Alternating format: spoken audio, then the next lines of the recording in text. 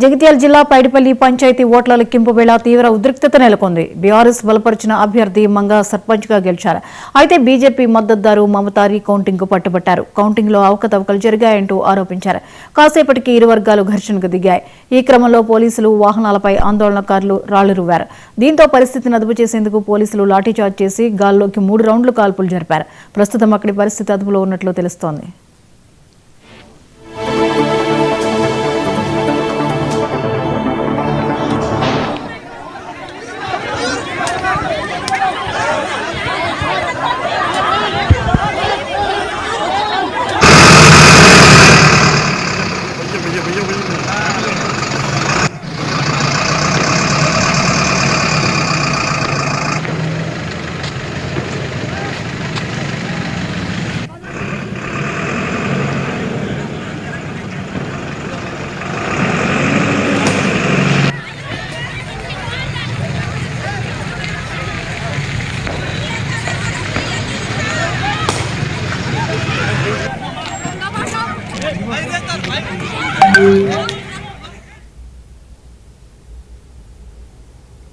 జగిత్యాల జిల్లా పైడిపల్లి పంచాయతీ ఓట్ల లెక్కింపు వేళ తీవ్ర ఉద్రిక్తత నెలకొంది. బీఆర్ఎస్ బలపరిచిన అభ్యర్థి మంగా సర్పంచ్ గా గెలిచారు. అయితే బీజేపీ మద్దతుదారు మమతా రీకౌంటింగ్ కు పట్టుబట్టారు.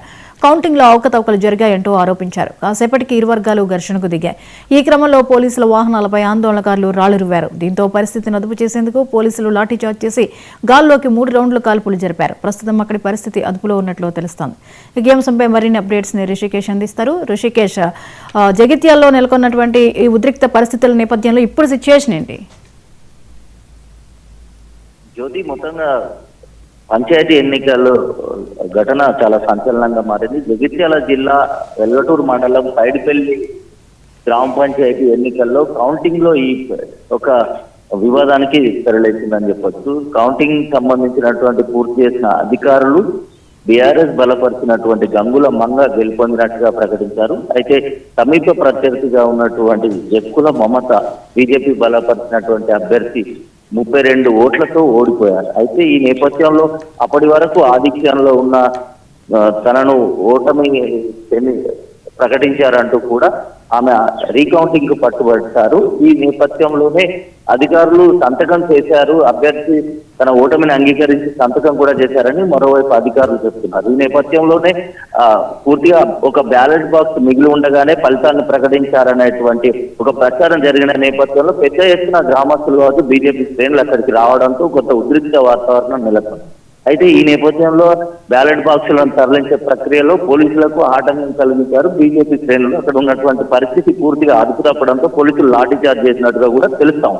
అయితే ఈ నేపథ్యంలో తీవ్రమైనటువంటి ఘర్షణ వాతావరణంలో రాళ్లు కూడా రువ్విన నేపథ్యంలో బ్యాలెట్ బాక్స్ తరలింపుకు అడ్డుగా ఉన్నారనేటువంటి పరిస్థితుల్లో రాళ్లు రువ్వడంతో అక్కడ పోలీసులకు కొంత గాయాలైనట్టుగా కూడా తెలుస్తోంది. ఈ నేపథ్యంలోనే పరిస్థితిని అదుపులోకి తీసుకురావడం కోసం పోలీసులు గాల్లోకి కాల్పులు జరిపారు. 10 రౌండ్లకు పైగా కాల్పులు జరిపినట్టుగా కూడా మనకు సమాచారం అందుతుంది. అయితే పరిస్థితి ఉద్రిక్తత దృష్ట్యా పోలీసులకు గాయాలవ్వడం, అక్కడ ఉన్నటువంటి వాతావరణం పూర్తిగా గంభీరంగా ఉండడంతో అదుపులోకి తీసుకునే ప్రయత్నంలో భాగంగా పోలీసులు గాల్లో కాల్పులు జరిపినట్టుగా చెప్తా ఉన్నారు. ఎందుకు జరిపారు అనే దానిపైన పోలీసులు స్పష్టత ఇవ్వాల్సి ఉంది.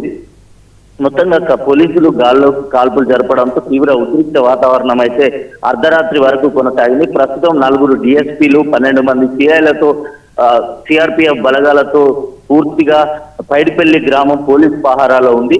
ప్రస్తుతం అయితే పరిస్థితి అదుపులోకి వచ్చిందనే చెప్పొచ్చు. అయితే ఎట్లాంటి ఉద్రిక్త వాతావరణం నెలకొండా ఇక్కడ బిఎన్ఎస్ 163 అమలులోకి పెట్టారు. పూర్తిగా ఎస్పీ దీనిపైన కొంత క్లారిటీ ఇవ్వాల్సి ఉంది. అయితే ఘర్షణకు సంబంధించి పంచాయతీ ఎన్నికల్లో జక్కుల మమత గంగుల మంగకు సంబంధించినటువంటి అంటే ఫలితం పైనే ఈ వివాదం తలెత్తింది. హోరాహోరీగా జరిగిన పోరులో చివరి నిమిషంలో 32 ఓట్ల ఆధిక్యంతో గంగుల మంగ గెలుపొందినట్టుగా అధికారులు ప్రకటించడంతో ఈ వివాదం తలెత్తింది. ఇది పెద్ద ఎత్తున బీజేపీ శ్రేణులు ఆందోళనకు దిగారు. దీంతో పోలీసు వాహనాలపై కావచ్చు బ్యాలెట్ బాక్సుల తరలింపులో బీజేపీ శ్రేణులు అడ్డుకున్నారు. దీంతో ఉద్రిక్త వాతావరణం నెలకొంది. పోలీసులు లాఠీచార్జ్ చేశారు. అయినా కూడా పరిస్థితి అదుపులోకి రానట్టుగా తెలుస్తోంది. ఈ నేపథ్యంలోనే పోలీసులకు గాయాలు కావడంతోనే గాల్లోకి కాల్పులు జరిపినట్టుగా కూడా మనకు సమాచారం అందుతోంది. ఈ నేపథ్యంలోనే ఒక ఉద్రిక్త వాతావరణం అయితే, గంభీరమైన వాతావరణం అయితే ప్రస్తుతం పైడిపల్లిలో కొనసాగుతుందని చెప్పొచ్చు Jyothi. Right, thank you Rishikesh.